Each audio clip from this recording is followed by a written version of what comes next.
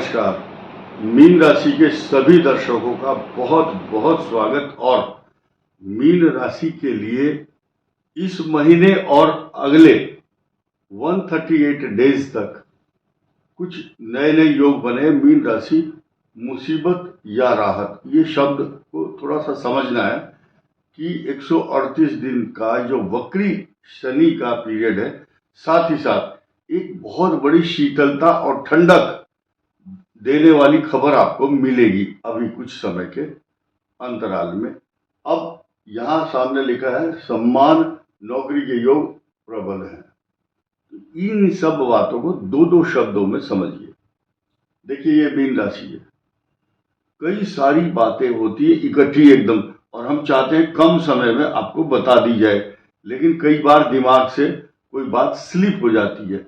हम कोई किताब देख करके तो पढ़ते नहीं है, यही किताब है, यही चार्ट है, इसी को देख करके एनालिसिस किया जाता है और पंचांग में वर्णन जिन जिन ग्रहों का किया गया या ट्रांजिट प्लैनेटरी पोजीशन जो जो चेंज होती है उसको यहाँ वर्णन किया जाता है। यहाँ ये पंचांग है एक प्रकार का। नंबर 1, मीन राशि, पूर्वा भाद्रपद नक्षत्र, उत्तरा भाद्रपद और रेवती, ये 2.25 नक्षत्र हैं, यानी कि पूर्व भाद्रपद का चतुर्थ चरण, जिनमें नाम आता है दी अक्षर से। दी से कोई भी नाम लगाओ, पुरुष हो या महिला हो। अब दू थ झ ञ और दे दो च और ची, ये रेवती नक्षत्र गंडमूल नक्षत्र है। ये 9 अक्षर हैं, 9 चरण हैं 2.25 नक्षत्रों के। इनकी जो पोजीशन है, इस समय इन पर बारी बारी से एक एक चरण करके सैटर्न की जो ट्रांजिट है वो होगा। 3 जून 2027 को ये कंप्लीट हो जाएगा। सफर, शनि का सफर है। और प्लस पॉइंट क्या है, मीन राशि को ये कभी कष्ट और बहुत बड़ा त्रास नहीं देता है। ध्यान रखना है इस बात को, क्योंकि ये सम राशि है किसकी, शनि की। अब एक और नया पहलू समझाऊंगा इसी के साथ साथ। फिलहाल ये समझ लिए कि 3 जून 2027 तक हर 27 दिन के बाद आपका विष योग बनता रहेगा। अब विष योग बने या ना बने, हर समय ही बना रहेगा एक तरह से, क्योंकि जब जब नक्षत्र आएगा तब अलग बात है, लेकिन विष योग का मतलब समझिए। विष योग मकर और कुंभ में भी बनता है, लेकिन वो राजयोग बन जाता है, यहां राजयोग नहीं बन रहा है। प्लस पॉइंट सिर्फ एक ही है कि मीन राशि में जो शनि है वो मकर से तीसरा भाव है, या मीन से 11th हाउस में शनि की राशि है ये मकर। लेकिन ये 12th भी है। ये 12th में खर्चा, अशांति, तनाव, बीमारी, पैरों में दर्द, मन व्यथित होना, रात को नींद कम आना, इनसिक्योरिटी और एक प्रकार का डर लगा रहता है। और बहम को समझिए। बहम का मतलब होता है शक,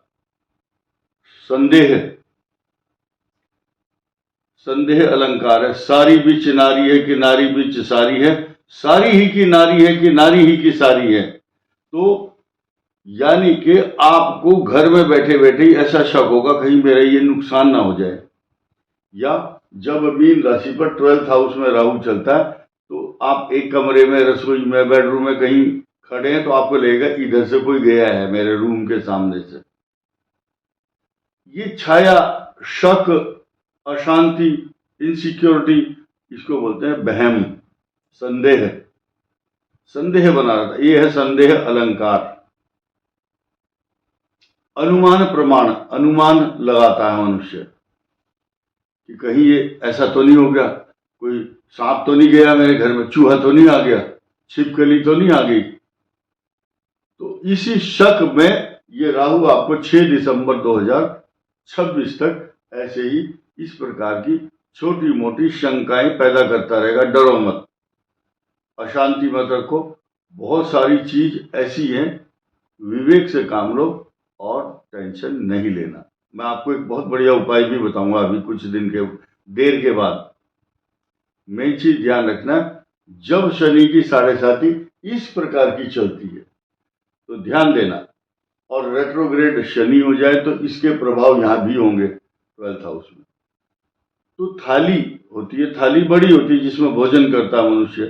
थाली को ढूंढने के लिए घड़े में हाथ दे देता है आदमी। घड़ा जो है इतने साइज है मुंह उसका, हर आदमी जानता है घड़े के अंदर थाली नहीं जा सकती, लेकिन आदमी भ्रम और भूल, इसको बोलते हैं मिथ्या भ्रम, थाली में हाथ दे देता, ओहो देखते हैं हो सकता है इसी में रखी हो। संभव नहीं है ऐसा, लेकिन कि थाली वहां चली जाए। फिर भी ये शनि की 7.5 के ये लक्षण होते हैं। विषैला, विष योग का मतलब मन विषैला। जैसे 1 क्विंटल दूध के अंदर 2 नींबू निचोड़ दो मटके के अंदर डाल करके, सारा दूध खराब हो जाएगा। जैसे वो दूध फट जाता है, ऐसे ही आपका जो मन है, कितनी आपके सामने कोई डांस करे, कितनी खुशी मनाए, कितने पैसे दे, कितना अच्छा खाना खिलाए, मन को प्रसन्न नहीं कर सकता अंदर से। वो खुद अपनी व्यथा के बारे में सेल्फ सेंटर्ड होकर के समझता है कि यार मेरा समय अच्छा नहीं है, अपमान हो रहा है, मेरा बेइज्जती हो रही है, लोग मेरी बात सुन नहीं रहे हैं। और साथ ही साथ ऐसी कंडीशन में उसकी अकल और शक्ल भी ऐसी हो जाती है कि वो जो है ऐसे काम करता है कि दूसरा व्यक्ति उसको मूर्ख समझने लगता है। शेख चिल्ली ने अपनी मां से कहा, मां मुझे सब बेवकूफ समझते हैं। मां ने कहा, बेटे तेरी शक्ल ही ऐसी है। तो बात ऐसी है, स्थिति और परिस्थिति, सर्कमस्टेंसेस ऐसे बना देते हैं कि जो कोई बाहर का जिससे आप डील कर रहे हैं वो आपको मूर्ख समझता है या मूर्ख बनाता है। इसलिए ऑनलाइन फ्रॉड से बचना है आपको, ये आपकी जिम्मेदारी है। और खास तौर से 6 दिसंबर 2026 तक बचो आप। पैरों में दर्द, पैरों में चोट, क्योंकि मंगल यहां पर दृष्टि डाल रहे हैं, यहां भी डाल रहे हैं। मंगल की जो शीतलता है वो आपको 28 जुलाई तक तो मिलने वाली नहीं है। 28 जुलाई के बाद आपको इतना शीतल प्रभाव देखने को मिलेगा। यानी कि ये जो मंगल है ये मारक दृष्टि का सूचक है, लेकिन मंगल फिर भी डालेगा यहाँ पर दृष्टि। इसको बोलेंगे सम सप्तक योग।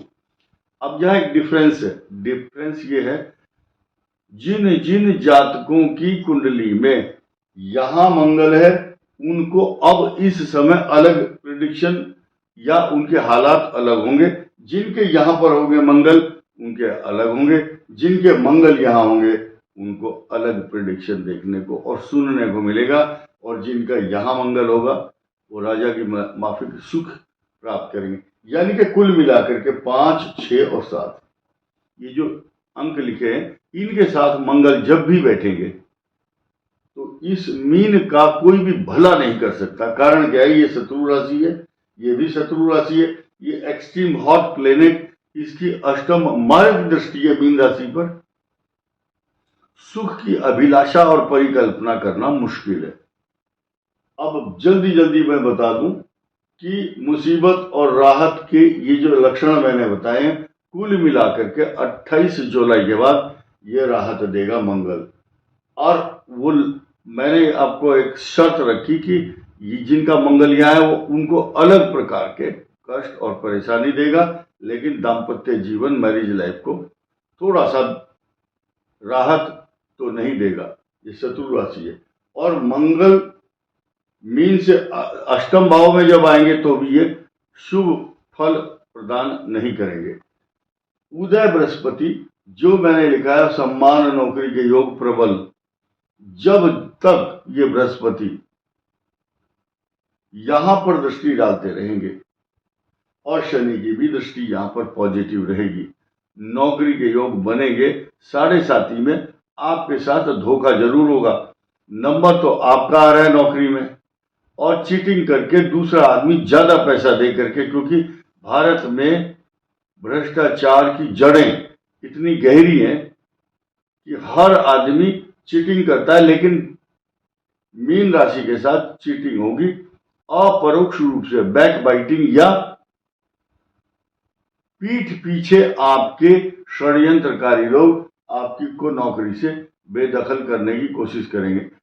और जो हेल्थ है, आपकी हेल्थ पर सावधान ज़्यादा रहना, और पैसों को लेकर के बहुत एक्सपेंसिव तरीके से करें आप। Economise your expenditure in every month, और अपने बजट को कंट्रोल करना। ये बृहस्पति आपके लिए हर प्रकार के वरदान देता है। कारण क्या है? शास्त्रों में एक ही चीज लिखी है, किम कुर्वन्ति ग्रहा सर्वे यस्य केंद्रे बृहस्पति। केंद्र में बृहस्पति, कितने ही बुरा करने वाले ग्रह बैठे हैं, बचाएगा जरूर बृहस्पति आपको। और क्यों ना बचाए, क्योंकि यहां पर जो राहु की जो पोजीशन है, ये किसी भी तरह भला नहीं चाहता आपका। ये दृष्टि डाल रहे, ये भी भला नहीं चाहते। सूर्य 14 जुलाई को 15 जुलाई को यहाँ आ जाएंगे, आपके लिए शुभत्व प्रदान करने वाले होंगे, क्योंकि ये त्रिकोण भाव है, मित्र राशि भी है, और 30 अंश के बिल्कुल निकट है बृहस्पति के। ये अब इस बृहस्पति के मायने क्या है यहाँ? ये बृहस्पति इस राहु को ये प्रेरणा देता है कि तू मीन राशि का नुकसान कम से कम कर, क्योंकि मैं स्वयं इस राशि का स्वामी हूं, ये मेरी राशि है, इसके साथ एक तरह से समझौता कर लो, नहीं तो मेरी जो इसके जो नेचर है, बिहेवियर पैटर्न है, ये इनके लिए अच्छा नहीं होगा फिर। यानी कि कुछ कुल मिलाकर के अंततोगत्वा निष्कर्ष ये है कि बृहस्पति जहां दृष्टि डालते हैं उस भाव को निर्मल कर देते हैं, या जो वहां अनिष्टकारी जो ग्रह है उसको नुकसान करने से रोक देते हैं। अब मैंने आपको ये कहा था कि ऐसा उपाय बताऊंगा आपको जो राहत देने वाला होगा। आपके साथ राहु, केतु, शनि, बुध, मंगल, ये सब कष्टकारक है, मान लिया। हालांकि आपके लिए ये बृहस्पति वरदान बना हुआ है, फिर भी जिन जिन जातकों की कुंडली में पाप ग्रह बैठे हुए हैं और वो नुकसान दे रहे हैं आपको, तो विनय पत्रिका या कवितावली, तुलसीदास जी ने बहुत बड़े बड़े काव्य लिखे हैं, और लंका दहन का वर्णन करते हुए एक पंक्ति है, उसका उद्देश्य क्या है? जो भी हनुमान जी की स्तुति के, उनकी उस लंका दहन के प्रसंग का वर्णन करता है, या उससे रिलेटेड हनुमान जी की उपासना करता है, और लास्ट में ये लाइन जरूर बोलता है, तो उसके मार्ग में आने वाली सब समस्याएं ऐसे जल जाती हैं जैसे हनुमान जी की पूंछ के द्वारा लंका को राख कर दिया गया जला करके।